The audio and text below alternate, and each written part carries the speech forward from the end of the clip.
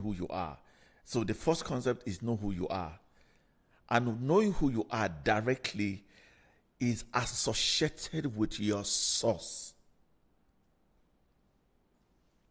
Is associated with your source.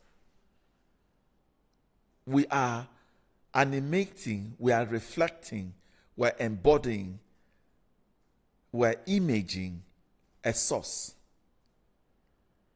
So you see how your name, like for instance, it's a particle Uduma, is associated with Uduma, and that means that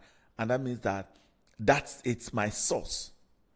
And I'm using this to explain also how our essence, our divine self, is also constructed, because what we're constructed, our personality, is different from who we are. So who are you? So you have a calling name, you have a duty name. What we call duty name is your responsibility, like you're a lawyer, you are a bricklayer, you are a construction worker, you are a dentist, and all that. That is your duty name. That is your duty identity. But beyond this duty identity, there is an essential you that drives the order, because there's a uniqueness that's present as a result of yours. Let me explain. Tell that I'm an enricher. Constructed image to help me navigate the detours of life. So it means, as an enricher, there are certain experiences that I will encounter. I'm going to go inside the richer inside of me to pull out who I am, because automatically your identity will fuel, will direct, will inspire your responsibility. Your responsibility. Now, so if for instance I'm an enricher or I'm an unlocker, right? I unlock, that means that I understand by reason of my being. I understand. So let's say something happened to me, like a loss. An ordinary person, as something terrible has happened to them. But frankly, when something like will define my relationship with that loss as an enricher, meaning that I am enriching a life. My experience is quite different from that. So you see, knowing who you are is the first part of walking in your light.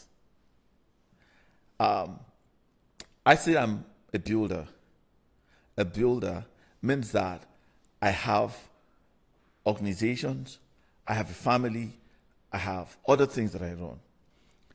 How I'm going to relate with my city, how I'm going to relate with people that you call non-entity, or people who say they are foolish, is different from the way you see them.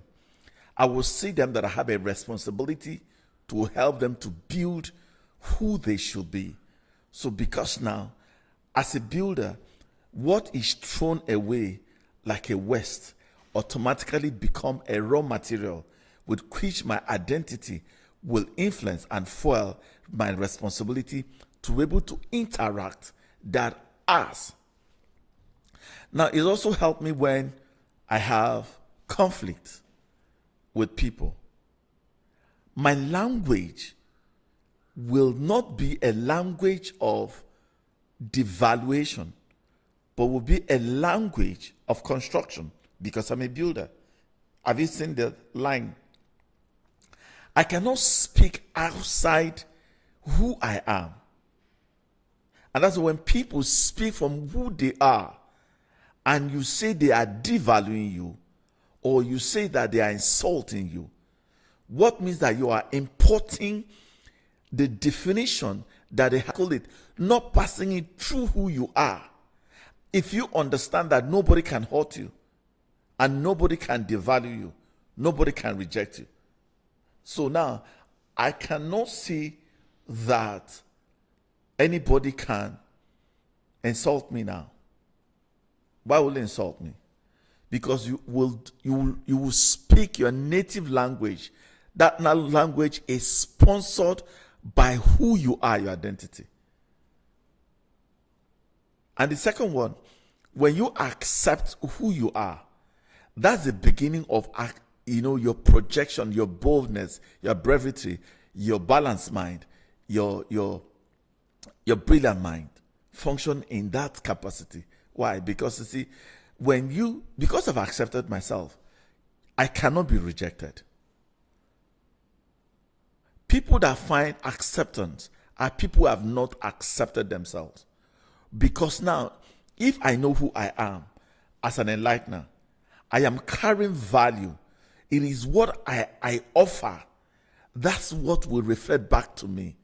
Because now I am in a place of honor. I'm in a place of goodness, enshrined by my knowledge and my acceptance of who I am. I'm not going to do life from outside to me. I'm going to do life from in out. What it means that from every circumstances or event of life, I don't have to interpret. I first of all accept them the way they are, but I have to go in me, understand that I am an enlightener. For instance, I'm a light worker, I'm a lover, I'm a beautifier, right? So it means that I will be able to interpret external happenings. I am not what is offered to me. I have no control. That is why it's important for self-acceptance. Self-acceptance is almost like self-belief, where you have no self-doubt.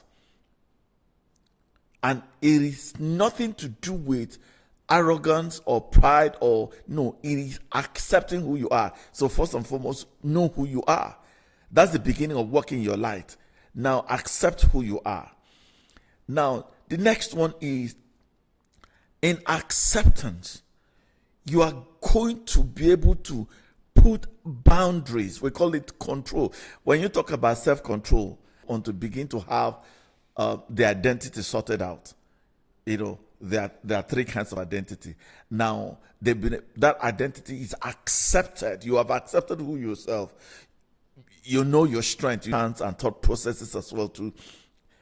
You know your mental model, you know your emotional state, you know your perspective, what drives your perspective, you know your belief system, how they function. So what happens is that you put a self-control system. We call it the bound, or accept anything outside my nature.